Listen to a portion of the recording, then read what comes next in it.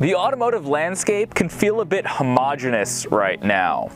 Even before everything has gone electric, seemingly everything has gone to a muffled, downsized turbocharged engine, which is great for efficiency, but not great for stirring the soul or really feeling special. Fortunately, at least for now, Jag is all too happy to build you this, the absolutely bonkers F-PACE SVR. This is a machine that will stir your soul, and not only does it feel special, but it makes you feel special while driving it. Let me show you what I mean.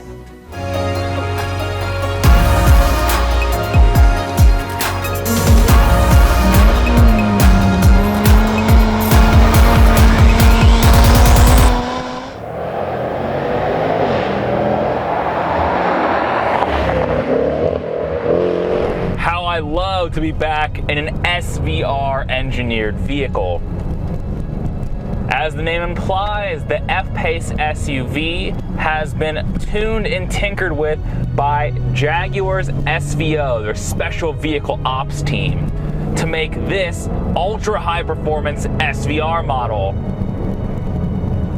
And if the baritone roar from those quad tailpipes behind me is not a big enough hint, this thing has some serious firepower under the hood. In the best bit of British hot rodding imaginable, straight out of Coventry, Jag has stuffed in their bonkers, absolutely insane 5-liter supercharged V8 under the hood. And it makes you scream, and it makes you shout, and it makes you feel things that you don't feel from boring turbocharged engines. And that's because with 550 horsepower on tap and a retuned ECU as of 2021, we now have 516 pound-feet of torque. It's a lot of power, though it's crazy to say this is not as nearly as powerful as some of the competition, but it still feels so to drive, excuse my language.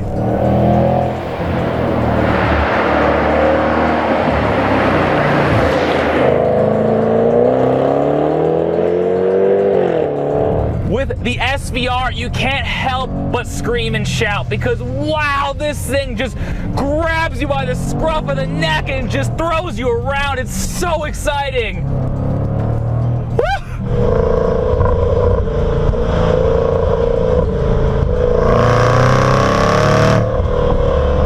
The F-PACE SVR makes an X5M seem absolutely boring. This is a V8 that is unabashedly a V8. It sounds like a V8. It roars, it rumbles, it pops and bangs.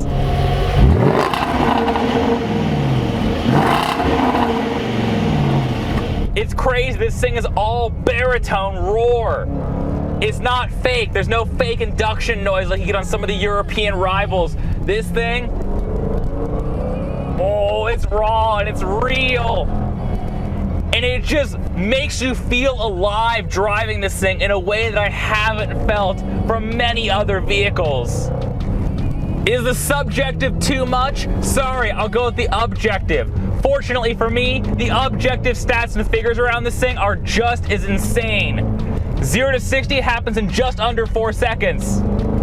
Jag claims 3.8, which, yeah, it feels like it from behind the wheel.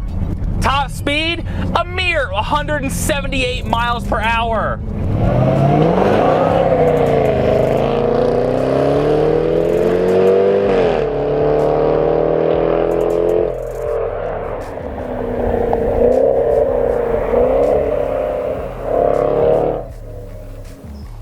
Oh, hi there. It's your boy, just checking in. Are you enjoying the video so far? Well, of course you are. That's because this is some grade A primo content we're talking about. So go ahead and show your support by hitting the like and subscribe buttons. It's free and helps the channel. All right, back to the video. But it's crazy crazy to think we live in such a high-performance world with these insane SUVs. I mean, shoot, you can buy this larger Cayenne Turbo, and it will somehow manage to go even faster than that and blow this thing out of the water. But do you really care? Once anything this big is doing 0 to 60 in under 4 seconds, you're talking about a degree of separation that no one should care about in the real world, because, God, revving this thing out and charging hard towards the red line is just so exciting.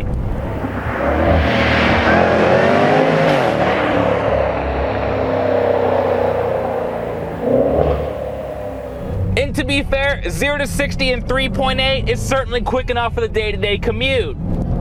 As much as the exhaust roar dominates the experience, the chassis is just as good too. Those nut jobs at SVR have endowed this thing with some insane performance in the corners. This thing genuinely handles beautifully. Of course, part of that is thanks to the massive footwear underneath this thing. 21s are standard on the SVR. This has the optional 22s. But the tires are more important. You're a car enthusiast, I'm a car enthusiast, we all know that. Fortunately, Jag has this thing pretty gripped up. 265s in the front, 295s in the back. And of course, we have hardware like massive 6-piston brakes and adjustable dampers. And when you turn the drive mode selector down here into dynamic, things really do get dynamic. Those shocks firm up. The assistance on the electrically boosted brake pedal gets firmer. Woo! And of course, the bimodal exhaust opens up. But part of what makes this thing feel so lively and so exciting is actually the all-wheel drive system. Of course, the SVR is all-wheel drive. Something this big, this powerful, it needs it. But it's a rear-biased system. This thing feels like a rear-wheel drive vehicle. And when you put it in dynamic mode, it's basically rear-wheel drive until you get wheel spin, and then it reluctantly sends some power to the front wheels to keep you from spinning out. It's so exciting and so engaging. I kid you not, I got power oversteer around a second gear corner. Even with traction and stability control on, it was so beautifully controlled and so exciting. But you just know the Germans would never let that fly, would it? They would never let you have fun behind the wheel. The Jag, it's all about fun, all the time.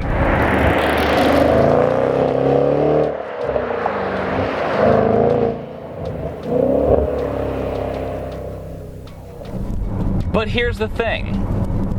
When you dial it back, turn the drive mode selector back into comfort, the SVR is, well, fantastic. Sure, it's a bonkers sports car masquerading as a family SUV when you put it in dynamic mode and open the exhaust up, but when you back off, it has an amazing sense of duality. The cabin is refined and comfortable, and those adaptive dampers, when you turn them into comfort mode, the ride is firm. I mean, it's on 22-inch wheels, it's inescapable, but it does drive and ride quite nicely.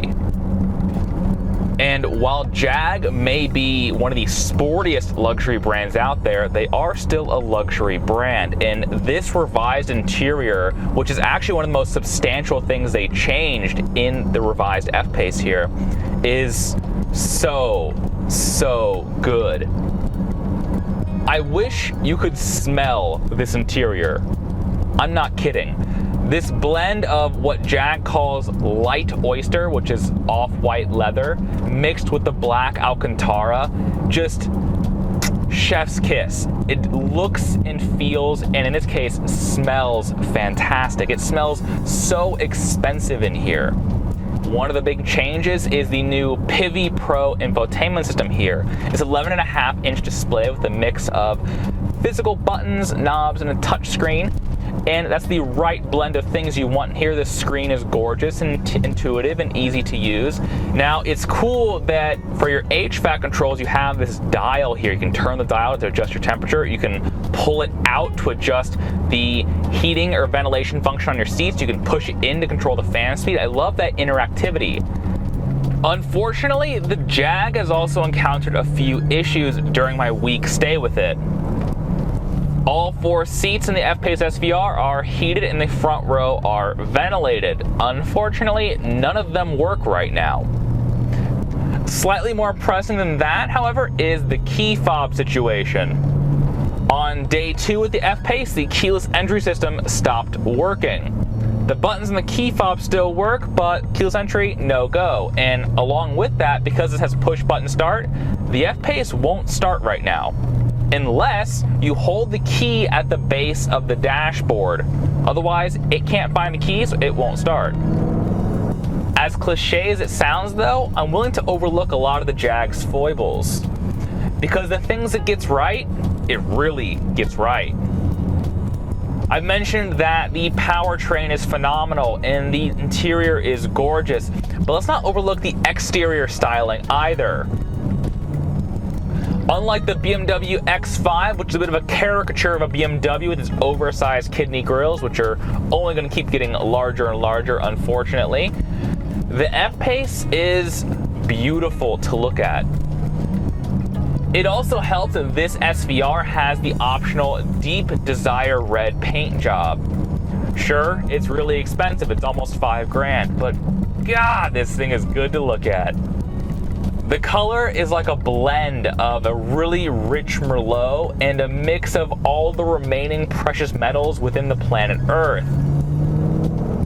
When the sunlight hits this thing, it will leave your jaw on the ground. But in case you wanted more objective things to back it up, the numbers behind the F-PACE are really impressive. It's kind of an in-betweener compared to a lot of the European rivals. It's a little smaller than an X5, but bigger than an X3. Same deal with Porsche or Audi. It's smaller than a Cayenne or a Q7, but a little bigger than a Macan, or about the same size in this case as a Q5. But its supercharged V8 powertrain puts it right in contention with the big boys, with a Cayenne Turbo or with the BMW X5M. However, even basically fully loaded at 97 grand as tested, that's basically a loaded X3M in price. It's like 20 grand less than an X5M, and get this, it's half the price of a Cayenne Turbo. Literally half. That's amazing. So sure, the British hot rod SUV has a few electrical hiccups that no doubt will be fixed when it goes to the dealership after this. But man, this thing just feels so special. Jag banks on these intangible feelings you get from behind the wheel of their products, because that's what they get right. They understand the experience of driving a special car and how that makes you feel, and so they tune these things to make you feel all the feels. And that's where it gets a bit sad, because Jag has said that they're going to be an all-electric brand by 2025. This is actually the last SVR model they make. The fantastic F-Type sports car SVR went away a few years ago. And it really is only a matter of time before this goes away as we know it. Now, sure, Land Rover is going to dump this powertrain into a Defender very briefly, and that will be just as insane as this, but in a very different way, off-road. But then after that, that's kind of it. We're reaching that midnight hour where the internal combustion engine is going away, and it's so sad because Jag has this nailed down so well. This feels so special. This doesn't deserve to go away, but it is. So get it while you can, because once it's gone, it'll really be gone for good.